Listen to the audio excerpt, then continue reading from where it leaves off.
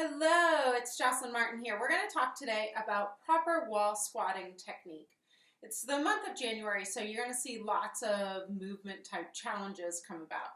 And when you see those, you will hear about something like a wall squat challenge, where people encourage you to squat for 30 seconds, a minute, 2 minutes, 3 minutes, 4 minutes, and it keeps on going on longer and longer.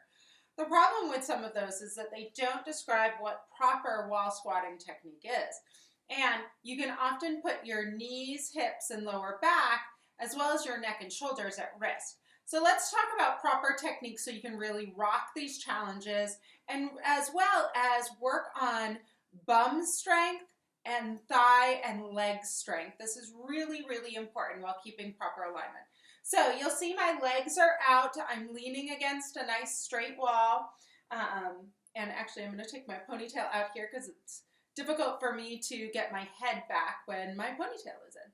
So we're going to take that out. And you want your feet a good couple of feet away from the wall. So you're actually leaning back. So that way you have room to squat on down. My feet are about shoulders distance apart. So here are my shoulders. My feet are in the exact same position. Your toes can be pointing directly forward, or you can turn them out to the side just slightly. For women, that happens to help us to align our hips a lot better if we turn out our feet from being directly facing forward to just out to the corners just slightly. Okay, so you've got the back of your head, the back of your shoulders, and your tailbone against the wall. What I want you to do is, with your finger on your belly button, take a nice deep breath in. Exhale completely. And draw that belly button to your spine. Now you should feel that the space between the wall and your lower back decreases some.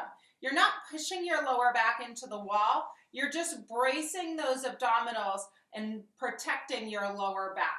And then what you're going to do is palms facing forward, shoulders back. You're going to squat down. Now you're coming to as low as you can. Ideally, you want your thighs to be even with the floor. You're keeping those 3 points of contact: the back of your head, your shoulders, and your tailbone against the wall. Now, your weight is in your heels. Your toes should not be pushing forward. Your weight should be in your heels, which means that you've got to kind of push your bum back into the wall. And you don't want to have to start coming forward. So keep that head, shoulders, and tailbone against the wall. Now you may find as you're holding this wall squat that your knees start to splay open or splay inward. Keep those knees coming directly out from the hips. You want your knee cap to be in the same direction as your big toe to your middle toe. If you need help in doing that, you can put a ball or a yoga block between your knees in order to keep that proper alignment. Now, don't let your head come up. Keep your chin even with the floor. And you're going to hold this for 30 seconds, a minute and 15 seconds, a minute and a half, as long as you can until you reach fatigue.